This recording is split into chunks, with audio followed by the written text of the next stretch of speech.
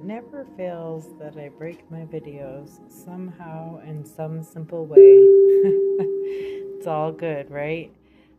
Simply talking about how nature and all of the amazing things, the stars, the moon. Upon realizing I did not get any sun time and hummingbird time today, I just went out and spent some time looking at the planets and the stars. And I could not yet see the moon, but it was just beautiful. And I think we get so much out of these simple things when we let ourselves, right? And if that's a different lifestyle for you, you've not spent time outside or just appreciating simple things, I highly recommend it.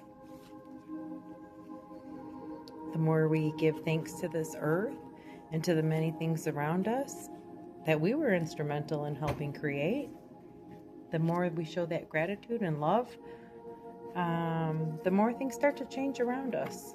And it happens on an individual level, and then it starts to happen on a global level.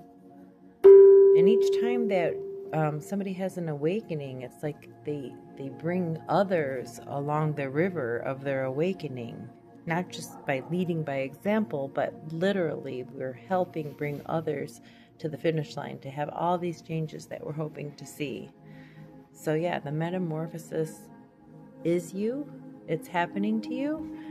You're going to just do the things, the simple things, the ease, the relaxing and just waiting while you're showing gratitude to this earth. And I'm not saying don't go out and fight for good causes. We need to love and help everyone. And that is part of our courage and our strength and part of being a good citizen. So I'm not recommending hide at home and, stare at the stars and the moon and the sun and don't help a damn person. Of course not. That would be ridiculous. It's all about the compassion and the love and the light and all the ways that we can hold compassion for others who have less than us, especially during these trying times. If it's difficult for us and we've got it, pretty okay job or lifestyle or a home or shelter, remember there's always others that are far less fortunate. And I think, being there for your neighbors and being there for others is a really important part of this. It's not about hiding out. It's not about apathy. It's about raising your own frequency so that you can help others. Think of it as the oxygen mask of your life, right? When you're on the plane and you have to put on your own mask before you can start helping anybody else, this is your oxygen mask. Raise your own frequency first, and then that frequency can be used to heal other frequencies. The more we're learning about the truth behind medicine, which is apparently a farce, a lot of it, much like our food systems and everything else, not really meant to help, but meant to harm.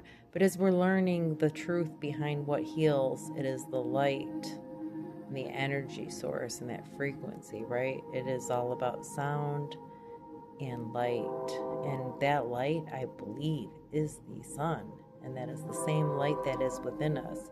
When you hear near-death experiences, I'll just never forget that when the young boy passed away and God said, "Do you want to see me?" And he said, "Yes." And then he looked what was like the most amazing, most beautiful sun he'd ever seen. But unlike the sun we have on Earth, it didn't hurt his eyes, but it was way more brilliant. And so while he was looking at the sun, he said it was like billions of souls were within that sun and were making up the sun. And they could get closer or farther away, like zooming in, zooming out on all these different faces and souls. And if they were never familiar before, they became familiar. If they were familiar, he was like immediately blown away with all the love, the unconditional love and connection. And then by those that he hadn't known, like I said, there was like this instant like recognition and connection.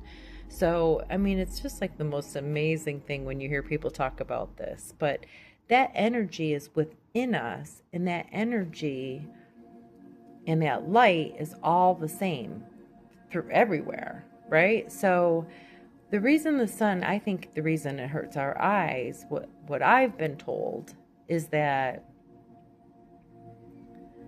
within the earth, there is a sub-earth, if you will, and it really is. It's substandard. It's like there's a globe within earth, which isn't even shaped truly spherically, because it actually has like a different shape at the end. And under Antarctica is a bunch of stuff. But let's just pretend for a minute, within this earth is this other sphere, this other thing, and it's blocking us from, it's like we're trapped in just a section of the earth, and the real sky is, and the real sun is blocked from us, and this thing that's in between us and it is making it hurt our eyes, damage our skin, and not be its full capacity of healing. And on top of that, they have us putting a bunch of stuff on our skin and afraid to go into the sun because it's going to harm us, when in fact it is like one of the biggest sources of our healing. So just keep that in mind. And yeah, we can't spend our whole entire day out in the sun just having a great day and then out in the stars and the moon, but we can do it enough time, have that silence, have that prayer, have that meditation, have that moment of